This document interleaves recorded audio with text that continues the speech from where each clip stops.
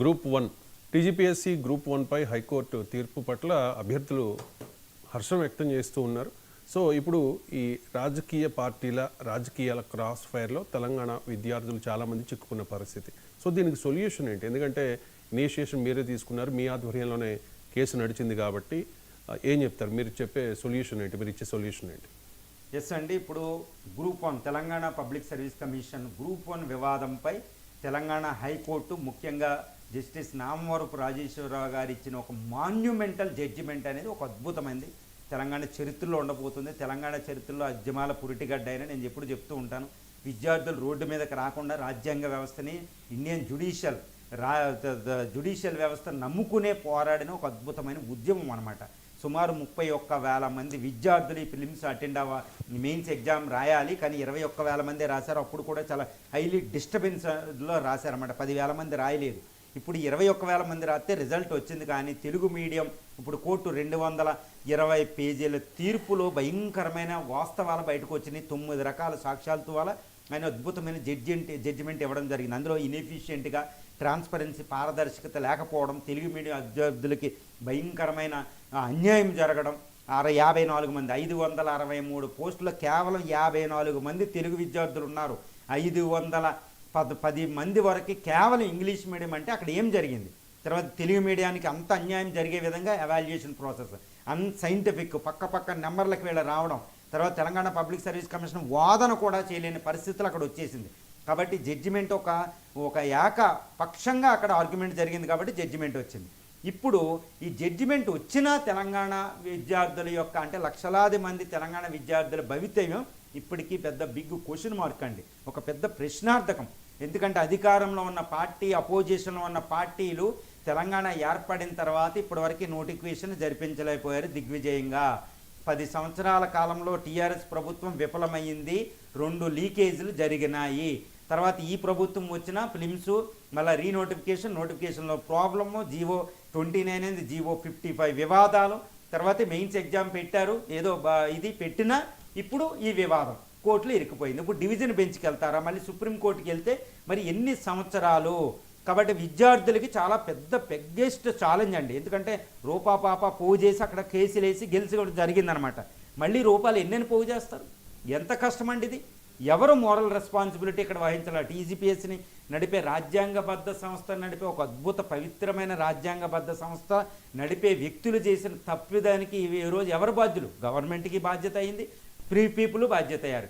ముఖ్యంగా లక్షలాది మంది స్టూడెంట్లు ఈరోజు రాజకీయ క్రాస్ ఫైర్లు ఇరుక్కున్నారు. నేను ఒక్కటే చెప్పదలిసానండి, మీరు పరిష్కారం అడిగారు కాబట్టి ఇక్కడ పరిష్కారం ఇంపార్టెంట్. మళ్ళీ ప్రభుత్వం కోర్టులకు వెళ్ళి డివిజన్ బెంచ్కి వెళ్తే విద్యార్థుల దగ్గర డబ్బులు లేవు, వాళ్ళు ఎవరిని లాయర్లు పెట్టుకోవాలి? లాయర్లు లక్షల డిమాండ్ చేశారు. ఒక వాదన ఉందంటే మళ్ళీ 3 లక్షలు అడిగితే విద్యార్థుల్లో ఎంప్లాయీస్ వాళ్ళు ఉంటే రూపా పోగు చేసి లాయర్లకు ఇవ్వాల్సి వచ్చింది. దారుణమైన పరిస్థితి. 2 నెలల్లో లాయర్లు దొరకలేని పరిస్థితి, ఘోరమైన పరిస్థితి అనమాట. ఏదన్నా లాయర్ వచ్చి విద్యార్థుల తరఫున ఇది వాదిస్తాననే లాయర్లు కూడా కరువైపోయారు. దారుణమైన పరిస్థితి అనమాట. మళ్ళీ డివిజన్ బెంచ్కి వెళ్తే లాయర్లు పెట్టుకోలేని పరిస్థితులు విద్యార్థులు ఉన్నారు, ఎవరి దగ్గర బలాలు లేవు. కాబట్టి గవర్నమెంట్ టీజీపీఎస్సీ రీకౌంటింగ్ అనే పేరు చెప్పి పేపర్కి 1000 రూపాయలు వసూలు చేసింది. సుమారు 7-8 కోట్లు వసూలైన వాళ్ళ దగ్గర డబ్బులు ఉన్నాయి. ప్యానల్ లాయర్స్ ఉంటారు, విధిస్తారు అనమాట, వాళ్ళు డబ్బులు చెల్లిస్తారు. మరి పరిస్థితి ఏంటి? మరి అపోజిషన్ పార్టీ పరిస్థితి ఏంది? ఎంతసేపు రీ ఎగ్జామిన్ అంటుంది, పరిష్కారం లేదు. ఈరోజు విన్ను కాబట్టి ఇది నా విన్ను అని అందరూ క్లెయిమ్ చేస్తున్నారు. బట్ అల్టిమేట్గా ఇది విన్ ఎవరికో విద్యార్థులు తెలుసు, విద్యార్థుల తల్లిదండ్రులకు తెలుసు. సో రాజకీయ క్రీనేడలో, రాజకీయాల ఫైర్లో, క్రాస్ ఫైర్లో విద్యార్థులు ఇరుక్కున్నారండి. ఇప్పుడు గవర్నమెంటు తర్వాత ఇగోగా దెబ్బతిని హర్ట్ అయ్యి వెళ్ళిన టీజీపీఎస్సీ కోర్టుకి వెళ్తే ఇది 2-3 సంవత్సరాల నుండి వచ్చి ఎలక్షన్ అని నోటిఫికేషన్ అవ్వదు. సో అపోజిషన్ బలవంతం చేసి రాజకీయాలకు ఎక్కువ చేస్తే ఇది అవ్వదు. ఎవరి దగ్గర పరిష్కారం, డ్యూరబుల్ సొల్యూషన్ అనేది ఇక్కడ ఇంపార్టెంట్ అండి. విద్యార్థుల సేఫ్టీ అనేది ఇంపార్టెంట్. నా మట్టుకు నేను ఒక అద్భుతమైన పరిష్కారాన్ని నేను ముందు ఉంచదలిసాను సీఎం గారికి. అదేంటంటే రేవంత్ రెడ్డి గారు ఈ విషయాన్ని చాలా నిశితంగా పరిశీలించాలి. విద్యార్థుల సేఫ్టీని చూడాలి. తెలంగాణ ఫామ్ అయిన తర్వాత 10 సంవత్సరాల తర్వాత కూడా, 12 సంవత్సరాల తర్వాత కూడా నోటిఫికేషన్ గ్రూప్ 1 పెట్టుకోలేని పరిస్థితి. 563 పోస్టులు ఇంకా వేకెన్సీలు ఉన్నాయి. ఇంకో జాబ్ క్యాలెండర్ ప్రకారం 563 పోస్టులు అంటే తెలంగాణ సివిల్ సర్వీసెస్ అంటే తెలంగాణ భవిష్యత్తుని నిర్ధారించేది.